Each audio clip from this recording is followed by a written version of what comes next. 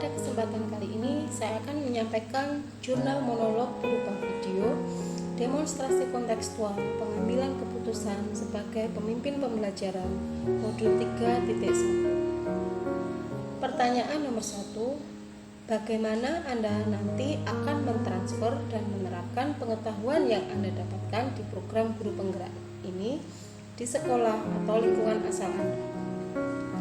Yang akan saya lakukan di sekolah, saya akan melakukan sosialisasi mengenai program guru penggerak. Sosialisasi atau pengemasan ini akan saya lakukan dengan cara berkolaborasi bersama dengan rekan calon guru penggerak di sekolah saya. Sosialisasi kami lakukan dimulai dengan berkonsultasi dan berkoordinasi bersama dengan kepala sekolah dan stakeholder di sekolah. Yang kedua, melalui media sosial.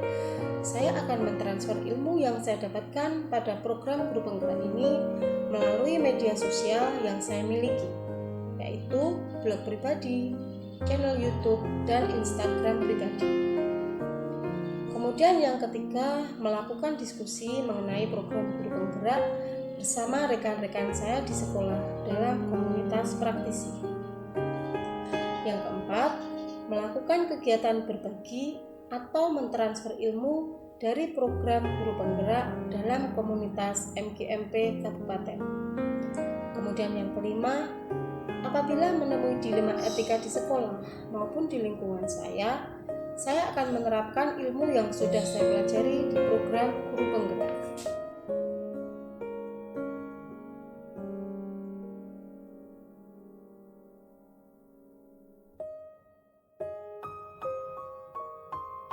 Pertanyaan kedua, apa langkah-langkah awal yang akan Anda lakukan untuk memulai mengambil keputusan berdasarkan pemimpin pembelajaran? Langkah awal yang akan saya lakukan, 1. Mengidentifikasi masalah untuk bisa mengetahui bahwa kasus yang dihadapi merupakan dilema etika atau rujukan moral. Ketika kita menghadapi dilema etika, akan ada nilai-nilai kebajikan mendasari yang bertentangan, seperti cinta dan kasih sayang, kebenaran, keadilan, kebebasan, persatuan, toleransi, tanggung jawab, dan penghargaan akan hidup. Kedua, setelah mengetahui bahwa itu merupakan dilema etika, yang akan dilakukan selanjutnya adalah mengkategorikan paradigma yang terjadi pada situasi tersebut, yaitu 1. Apakah individu lawan masyarakat atau individual versus community, atau yang kedua, rasa keadilan lawan rasa kasihan, justice versus mercy. Kemudian yang ketiga, kebenaran lawan kesetiaan atau truth versus loyalty. Kemudian yang keempat, jangka pendek lawan jangka panjang atau short term versus long term. Langkah yang ketiga yang akan saya lakukan yaitu sebagai pemimpin pembelajaran memahami dan memilih 1 dari 3 prinsip dalam pengambilan keputusan yang memuat unsur dilema etika. Jadi, pada saat mengambil keputusan memegang teguh prinsip dalam pengambilan keputusan, yaitu 1.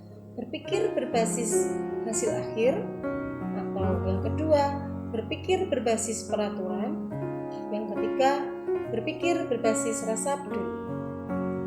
Perlu diingat di sini bahwa setiap keputusan yang kita ambil akan ada konsekuensi yang mengikutinya. Dan oleh sebab itu, setiap keputusan perlu berdasarkan pada rasa tanggung jawab, nilai-nilai kebajikan universal, dan berpihak pada murid.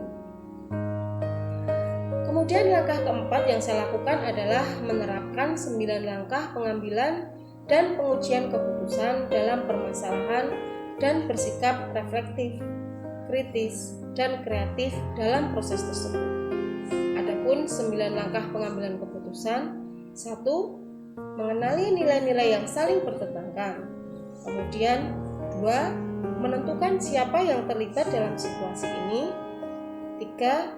Kumpulkan fakta-fakta yang relevan dengan situasi ini. 4. Pengujian benar atau salah yang meliputi uji legal, uji regulasi atau standar profesional, uji intuisi, uji publikasi, dan uji panutan atau idola.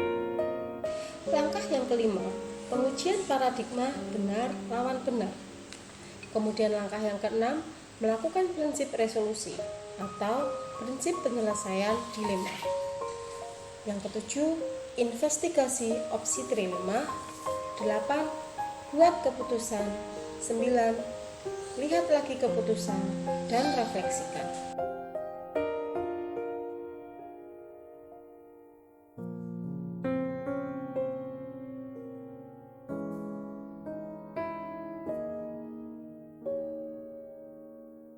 Pertanyaan ketiga, mulai kapan Anda akan menerapkan langkah-langkah tersebut?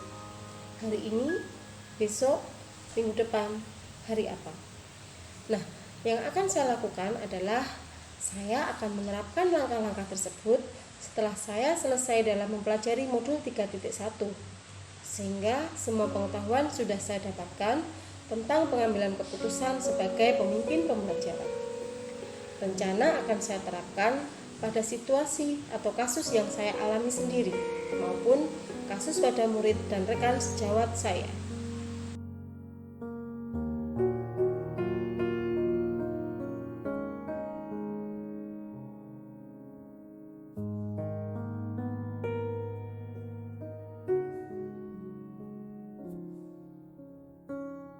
Pertanyaan keempat, siapa yang akan menjadi pendamping Anda dalam menjalankan pengambilan keputusan sebagai pemimpin pembelajaran? Seseorang yang akan menjadi teman diskusi Anda untuk menentukan apakah langkah-langkah yang Anda ambil telah tepat dan efektif. Yang akan saya lakukan adalah dalam menjalankan pengambilan keputusan sebagai pemimpin pembelajaran, yang akan menjadi pendamping saya adalah rekan sejawat calon guru penggerak satu sekolah dengan saya, yaitu Ibu Verstina dan Bapak Ivan Junaidi. Teman yang akan menjadi teman diskusi untuk menentukan apakah langkah-langkah yang saya ambil telah tepat dan efektif.